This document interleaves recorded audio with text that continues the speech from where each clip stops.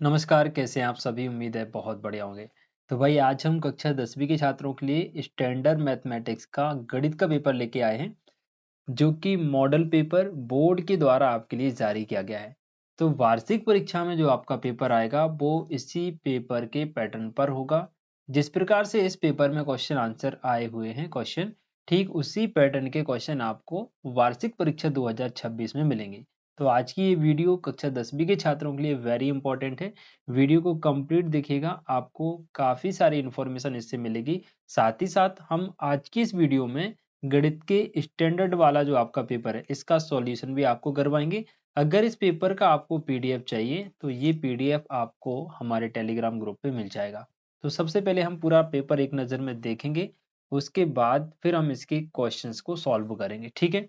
चूँकि पूरा पेपर एक वीडियो में सॉल्व करना पॉसिबल नहीं है, वीडियो बहुत ज़्यादा लंबी हो जाएगी, तो हम छोटे-छोटे पार्ट्स में 2 या 3 पार्ट्स में पूरा पेपर आपको सॉल्व करवाएँगे, ठीक है? सबसे पहले ये पूरा पेपर देखिए 6 नंबर के आपसे ऑब्जेक्टिव पूछे जाएँगे, विकल्प वाले प्रश्न, उसके बाद 6 नंबर में आपसे पूछे जाएँगे खालिस्तान, ठीक है? 6 नंबर में खालिस्तान के बाद 6 नंबर से आपसे सत्य-असत्य पूछे जाएँगे और प्रश्न क्रमांक 4 में 6 नंबर की जोड़ियाँ आपसे पूछी जाएँगी एंड प्रश्न क्रमांक 5 में 6 नंबर के एक शब्द, एक वाक्य में उत्तर आपसे पूछे जाएँगे। इस प्रकार से 30 नंबर का जो वेटेज है वो ऑब्जेक्टिव क्वेश्चन का हो जाएगा एंड इसके बाद अगर बात करें तो आपसे 2 नंबर वाले प्रश्न पूछे जाएँगे प्रश्न क्रमांक 6 से, ठीक है? लगभग प्रश्न क्रमांक 16 तक, है ना? इसी प्रकार प्रश्न क्रमांक 16 तक आपसे 2 नंबर के क्वेश्चन पूछे जाएँगे। प्रश्न क्रमांक 17 से लेके 20 तक पूछे जाएँगे 3 नंबर वाले प्रश्न, ठीक है? और 21, 22, 23 ये पूछे जाएँगे 4-4 नंबर वाले 3 प्रश्न। इन प्रश्नों को भी हम आने वाले पार्ट्स में सॉल्व करेंगे बच्चों, बहुत कॉन्सेप्ट के साथ। आज हमारा टारगेट है मॉडल पेपर का जो ऑब्जेक्टिव पोर्शन है, इसको कंप्लीट सॉल्व करना। तो चलिए शुरुआत करते हैं हम ऑब्जेक्टिव क्वेश्चंस के सॉल्यूशन के साथ। उम्मीद है आज की ये वीडियो आपके लिए बहुत हेल्पफुल रहेगी। वीडियो को कंप्लीट देखिए, एक-एक क्वेश्चन यहाँ से इम्पोर्टेंट है और बोर्ड परीक्षा में यहाँ से प्रश्न पूछे जाने की संभावना भी है, ठीक है? तो 144 के अभाज्य गुणनखंड में गुणनखंडों की घातों का योग क्या है? देखिए गलती नहीं करनी है, प्रश्न बहुत ध्यान से आपको पढ़ना है, समझना है, उसके बाद आंसर टिक करना है, अदरवाइज़ जल्दबाजी में आपसे गलती हो सकती है। तो 144 के अभाज्य गुणनखंड में अभाज्य गुणनखंडों की घातों का योग आपसे पूछ रहा है। चलिए देखते हैं भाई, 144 के अभाज्य गुणनखंड हम निकालेंगे, 2 से डिवाइड करेंगे 7 बार, फिर 2 बार, फिर 2 से डिवाइड होगा भाई 3 बार, 6 बार, फिर 2 से डिवाइड हो जाएगा 1 बार, 8 बार, फिर 2 से डिवाइड होगा 9 बार, 3 से डिवाइड होगा 3 बार और 3 से डिवाइड हो जाएगा 1 बार। तो 144 के जो फैक्टर हैं वो 2 इंटू 2 इंटू 2 इंटू 2 इंटू 2 कितनी बार 2 आया? 1, 2, 3, 4 बार आया। 1, 2, 3, 4 फिर आया 3 गुणा 3। तो इसको हम लिख सकते हैं 2 की घात 4 गुणा 3 की घात 2। तो अभाज्य गुणनखंडों की घातों का योग लिखना है, तो इस पे कितनी घात आई? 4, इस पे कितनी घात आई? 2। 4 प्लस 2 करोगे आंसर कितना आएगा? 6। तो वही पहले का आंसर क्या हो जाएगा? ऑप्शन नंबर डी 6 आपका राइट आंसर होगा। बात समझे? आप लोग अपने आंसर कमेंट सेक्शन में ज़रूर बताइए। वीडियो अच्छी लगे तो लाइक करके दोस्तों के साथ शेयर भी इसको कर दीजिएगा। अगला प्रश्न आपके सामने है, द्विघात बहुपद x वर्ग प्लस 5x प्लस 7 में शून्यकों के योग और गुणनफल का योग पूछा है। देखो क्वेश्चन घुमाया हुआ है यहाँ पे, कंफ्यूज नहीं होना। शून्यकों का योग निकालना है, शून्यकों का गुणनफल निकालना है और दोनों को जोड़ना है। तो शून्यकों का योग अल्फा प्लस बीटा बराबर होता है माइनस बी अपॉन ए। तो अल्फा प्लस बीटा बराबर माइनस बी का मान 5 है, ए का मान कुछ नहीं तो 1 मानेंगे, माइनस 5/1 यानी कि -5 आ गया। अल्फा इंटू बीटा यानी गुणनफल होता है सी अपॉन ए, सी का मान 7, ए का मान कितना आएगा? 7। तो इनका योग निकाला है यानी alpha plus beta plus alpha into beta. तो एक माइनस का 5 है और प्लस का 7, सॉल्व करोगे प्लस का 2 आएगा। ऑप्शन नंबर ए आपका यहाँ पे राइट आंसर हो जाएगा। सिंपल सा क्वेश्चन है लेकिन समझने वाला है, ठीक है? अगला प्रश्न आपसे पूछा गया, बिंदु -3 -4 की एक्स अक्ष से दूरी क्या होगी? देखो -4 और -3 ये आपका x का मान है, ये y का मान है। x अक्ष से दूरी पूछ रहा है तो y का मान आंसर होगा, y अक्ष से दूरी पूछ रहा है तो x का मान आंसर होगा। तो x अक्ष से दूरी मतलब y का मान -4 है, तो -4 डी ऑप्शन आपका करेक्ट होगा। क्लियर? 6 और 4 का समांतर माध्य आपसे पूछ रहा है, तो जिन भी संख्याओं का समांतर माध्य आपसे पूछे उनको जोड़ दो, जितनी संख्याएं हैं उनका डिवाइड लगा दो। 2 संख्याएं 2 का डिवाइड लगा दो, 6 4 10 बटा 2 बराबर 5 आंसर आएगा, ऑप्शन नंबर सी सही होगा। ठीक है, नेक्स्ट क्वेश्चन पूछ रहा है द्विघात समीकरण के विविक्त कर का मान। तो द्विघात समीकरण क्या है आपके पास, देखिएगा द्विघात समीकरण है √2x² माइनस √5x प्लस का माइनस का 3√2। अगर हम इस समीकरण की तुलना ax² plus bx plus c बराबर 0 से करें तो हमारे पास a का मान आएगा √2, b का मान आ जाएगा √5 माइनस का एंड c का मान आ जाएगा माइनस का 3√2 माइनस का। ठीक, अब विविक्त कर होता है d बराबर v² माइनस 4ac।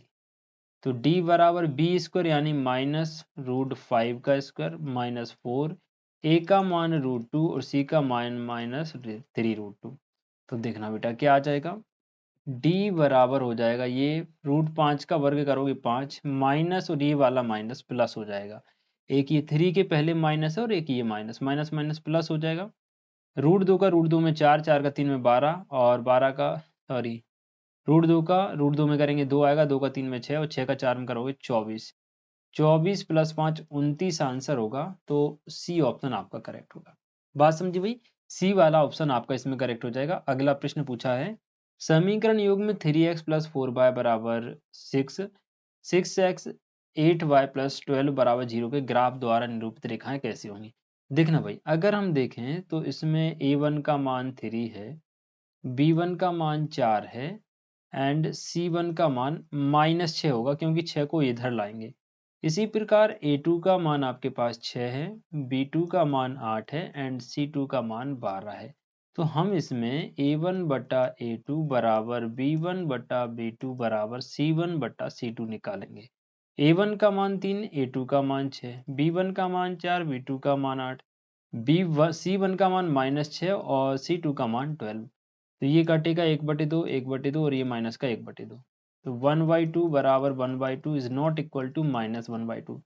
फर्स्ट वाले दो अनुपात बराबर हैं बट तीसरा बराबर नहीं है, और जब तीसरा बराबर नहीं है यानी ये वाला बराबर नहीं, तो इसका मतलब होता है रेखाएं कैसी होती हैं, समांतर होती हैं जिनका कोई भी हल नहीं निकलता है। ठीक है भाई, ये हो गए आपके विकल्प। एंड सेकेंड क्वेश्चन में आपसे पूछ रहा है रिक्त स्थान, तो फटाफट से देख लेते हैं। एक रेखा किसी त्रिभुज की दो भुजाओं को एक ही अनुपात में विभाजित करे तो वह तीसरी भुजा के समांतर होती है। भाई तीसरी भुजा के कैसी होती है, समांतर होती है। ठीक है, नेक्स्ट त्रिज्या r थीटा वाले वृत्त के चाप की लंबाई का सूत्र होता है थीटा बटा 360 इंटू में 2πr, ये चाप की लंबाई का सूत्र होता है। AP 26846 का nवा पद, देखो यहाँ पर a का मान 4 है, d का मान 2 आएगा, तो nवा पद पूछ रहा है। nवे पद का formula a plus n minus 1d होता है।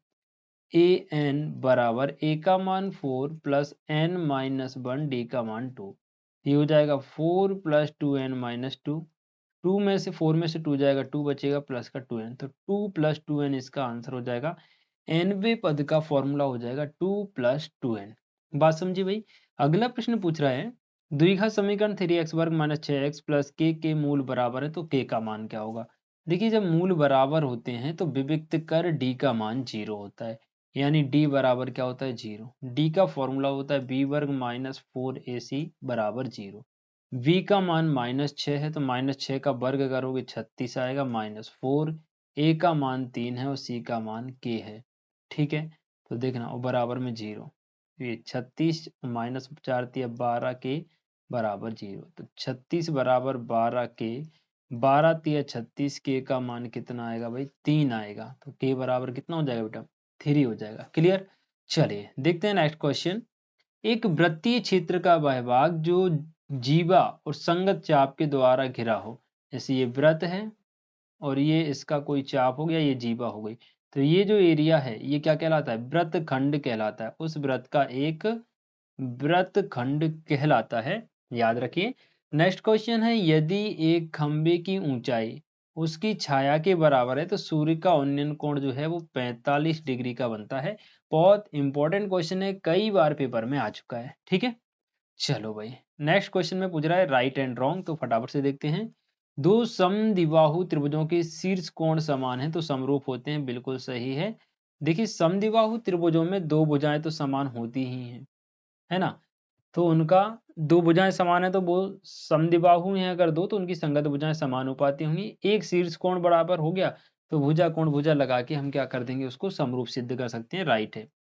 बिंदुओं -3,0 को मिलाने वाले रेखाखंड का मध्य बिंदु मूल बिंदु होगा, ये सही है।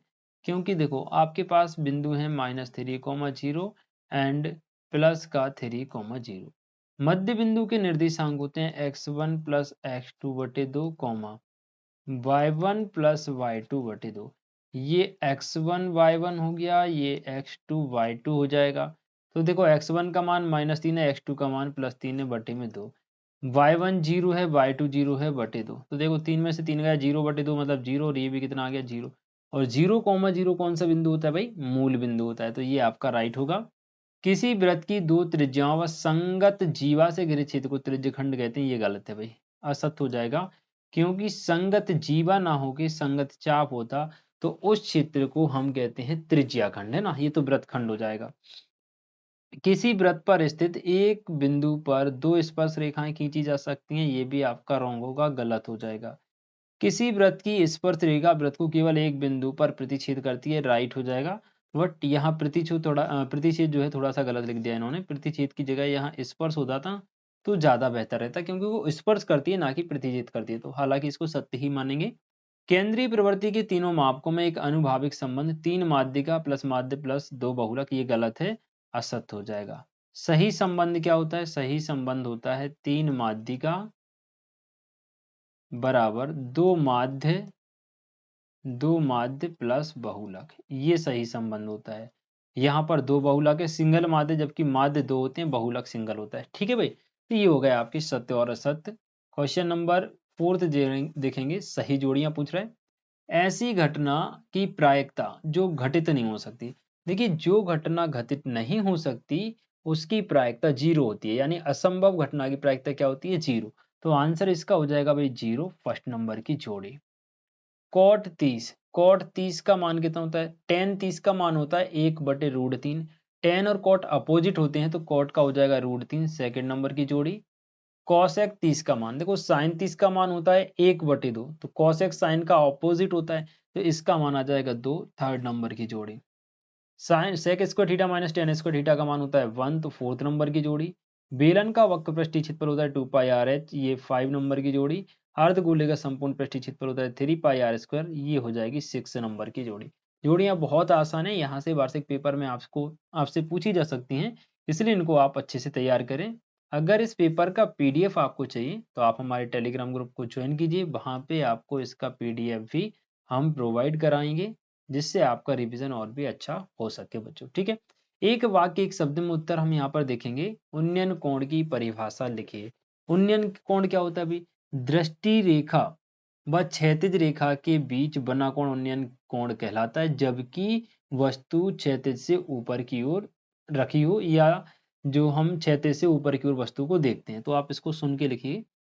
क्षैतिज रेखा व दृष्टि रेखा के बीच में बना कोण उन्नयन कोण कहलाता है, जबकि क्षैतिज से वस्तु ऊंचाई पर होती है या क्षैतिज से ऊपर की ओर देखने पे जो कोण बनता है उस समय दृष्टि रेखा व क्षैतिज रेखा के बीच के दृष्टिकोण कहते हैं, ठीक है, सॉरी उन्नयन कोण कहते हैं।